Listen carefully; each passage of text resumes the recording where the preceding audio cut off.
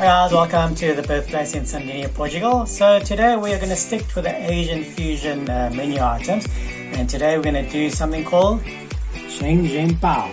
Sheng Pao. Say it again, Sheng Pao. Sheng Pao. Alright, so Sheng or Sheng? okay, so what a Sheng Pao is a steamed dumpling. Mm-hmm. So it's same like your gao pao or your char siu pao. So it's a levied bread, and it's made into a ball. And inside there's a nice filling. But what makes this different to other baos is that we're going to pan fry it, so you got a crispy base, similar to the pot sticker, and then you steam the rest. So the base is going to be crispy, and then the top is going to be all nice and puffy. Okay, so Are we thinking of a panda for this one? you can put a pan if you want. Yeah. Alright, so I'm going to make the dough mixture first. I made this dough mixture last night and I let it raise overnight. It smells quite yeasty. Yeah, so we're using yeast as a levy agent. Okay, and there are two ways that we can actually make this. We've got the noodle pasta machine. Right, so if you don't have it, not a problem. You're going to use your rolling pin.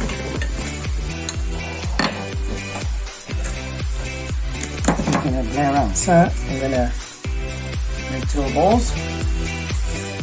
Cover the one so it doesn't dry out. Okay. I've always been amazed at the Chinese households how much cling wrap they have. Yeah. This place I've seen so much. Okay, so we're just going to work the dough a bit, just to make sure that it's pliable and is not too wet and not too dry.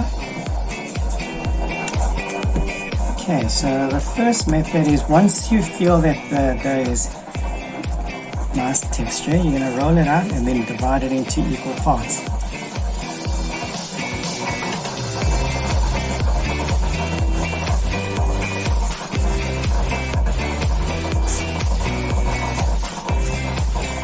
The noise is the coffee machine. Café de manhã, because traditionally dim sum is a morning dish. Oh, Okay. morning tea. So now what we're going to do, get them into little balls. Now you're going to press it down with your roller pin. And press it out and turn, press it out and turn. And eventually you're going to get a perfect circle. Well, sort of perfect. And if you get stuck, add some flour. And then you keep on rolling.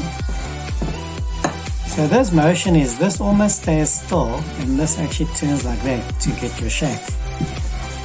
So that's why I can never get the shape. Yeah, it's not straighter. Oh. See, So you can see it's starting to round off a bit. technique. Yeah.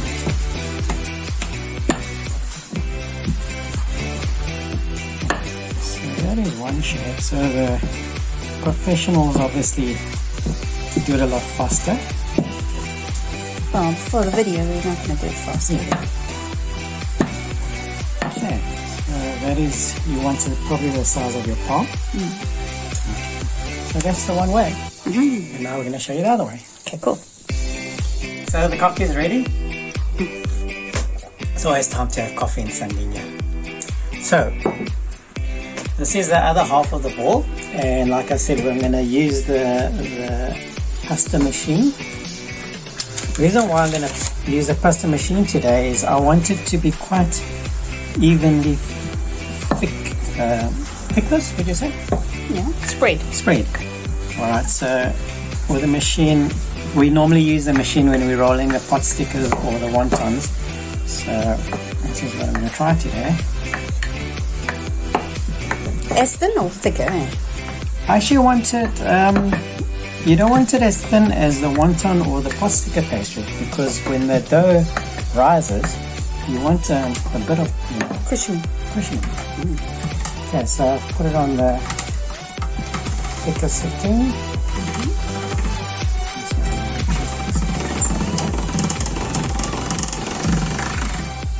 Okay, so as you can see here, what is that, about half a centimeter? So I reckon I'll probably be happy on number 3. This goes from 1 to 7. So we're on number 5.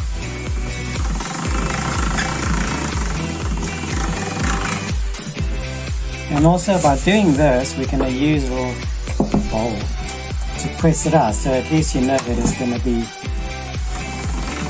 100% circular. So it makes it easier to fold. Okay, so spin quite nicely. Always add some flour so it doesn't stick. Now we're going into number 3.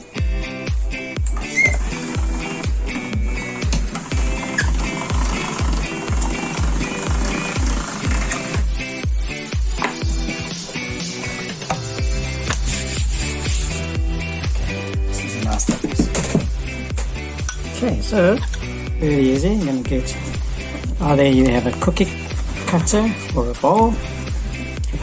And my fancy bowls, you know? Yeah, your fancy bowls, yes. I said to them, those are fancy bowls not to be touched for anything else, yeah. Yeah, We can use for everything else. exactly. Even a cookie cutter. Yeah.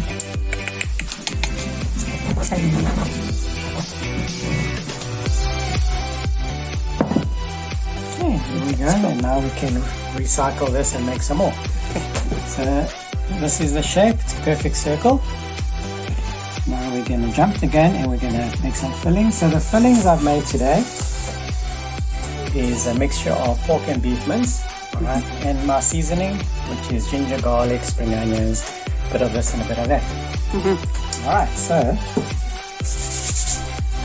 you need a palette pie. But you can really put anything inside, eh? Yeah, that's it. You know, It's like a pie. it's a pie. A Chinese pie. Yeah. Okay, so in the palm of your hand, you're going to take some filling. Yeah, so I'd say play around, you know, you don't have to go with traditional. That's the fun about today. Yeah. Okay. Now Make you're your going own. to pinch it like that. Use your thumb and keep pinching and pulling. Oh. Okay. Ah. Wow, okay.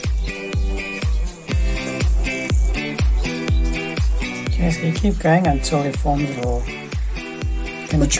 pinnacle on the top. And then you twist.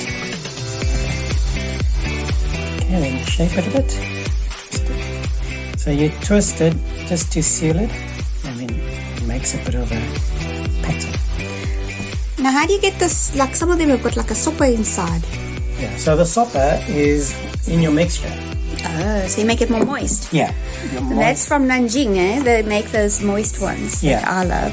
Yeah, so the more mixture, some people put a type of stock, like congealed stock into there. So And then when it heats up, it will Yeah. dissolve. But I think the ones from Nanjing are a different coating on the outside. It's a different pastry, isn't it? not too sure. It's more of a finer one. Like a pot sticker. Filling, you know. Yeah. It's thinner. These are more like bao. These are more like a bread with Yeah. a steamed bun. And if they're thinner, then you can do the dim sum.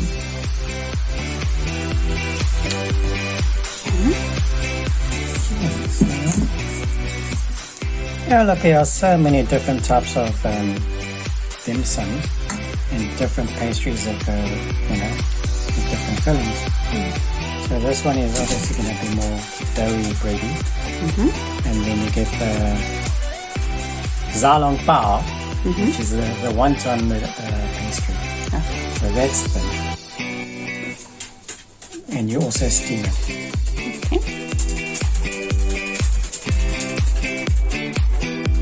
Okay, so there we go, and that's how you do it. So we're gonna knock out all of them and then we'll cook them.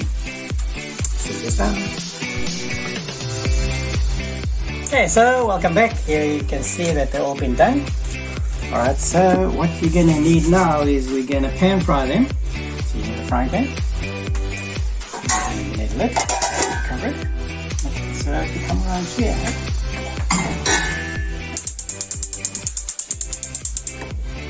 okay, so you want to get it to let's take a shot.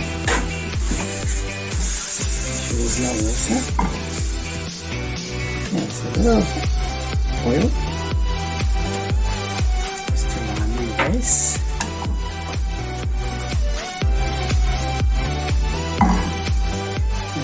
Okay, so the oil seems to be quite hot. Drop it there until it can start sizzling. Right, so now we're going to start packing them around the pan. Got a bigger pan, you can put them all in, but we're only going to make a few. Just going to reduce the heat a bit. So we're going to make 6. Let's make 6. Right, so you want enough space so that you can actually twirl them around in case the edges get too dark too quickly. This is the first frying pan you bought here. Yeah, as you can see. It's been well used. Yeah.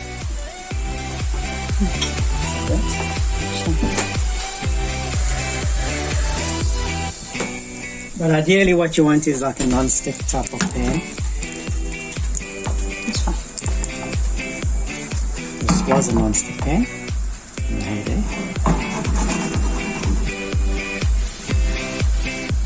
Okay, so when you can't see, but once you're done, you can actually feel it's a bit spongy. That's because of the yeast.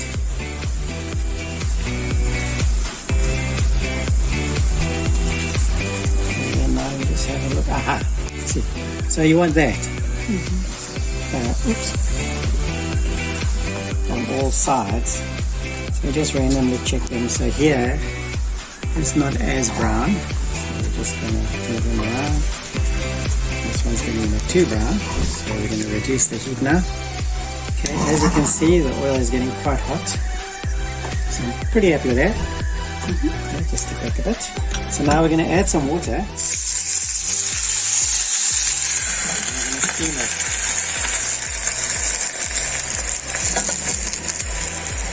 And that's about it. So you're going to let it steam for about 2 minutes. I'm going to check on it just now. So the steam is actually going to cook the rest of the bao. So you're going to let it steam for about 2 minutes, and the steam is going to cook the bao, the top of the bao and the mince inside.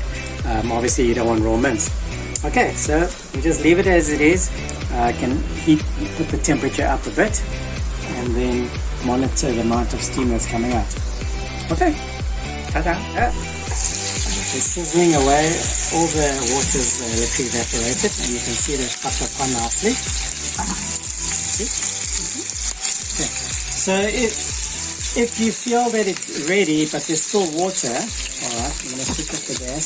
Just put the lid back on and then go to your sink or just tip out the excess water. Alright. So at this stage there mustn't be any liquid floating around.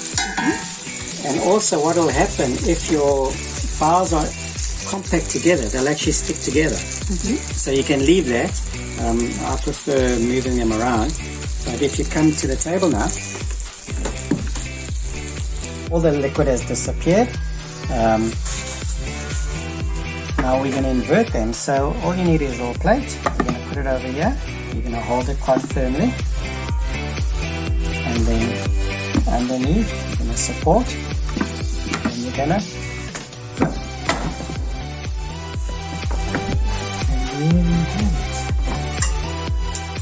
So you can either serve it like this to expose the crispiness, or you can have it the other way, where you can see the shape. It's like it. Yeah. Okay. So thanks for watching. These are Sheng bao, say it. Sheng bao. Yeah. Enjoy. And you can have it as is. If your mince has got good flavor, you don't need a dipping sauce. Alternatively, you can use a dipping sauce like the pot sticker, which is onions, sesame and soy sauce. Yeah, this is great for kids. Like I said, just wait for them to cool down, because you know kids always like little bites. It's difficult to get some children to eat. Yeah. Are we going to taste it? Grab both and go. Okay, we'll do a review. Bye.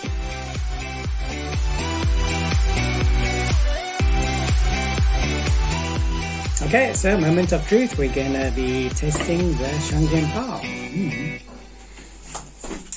Hey! Stop. The mouse took it. Here we go.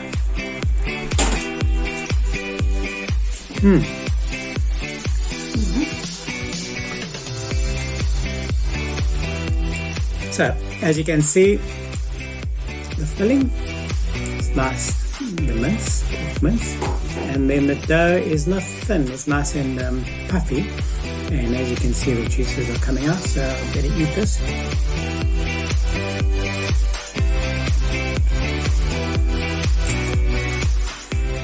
Muito bom in Portuguese means very good, and in Chinese is 好食啊，好食啊。Ciao.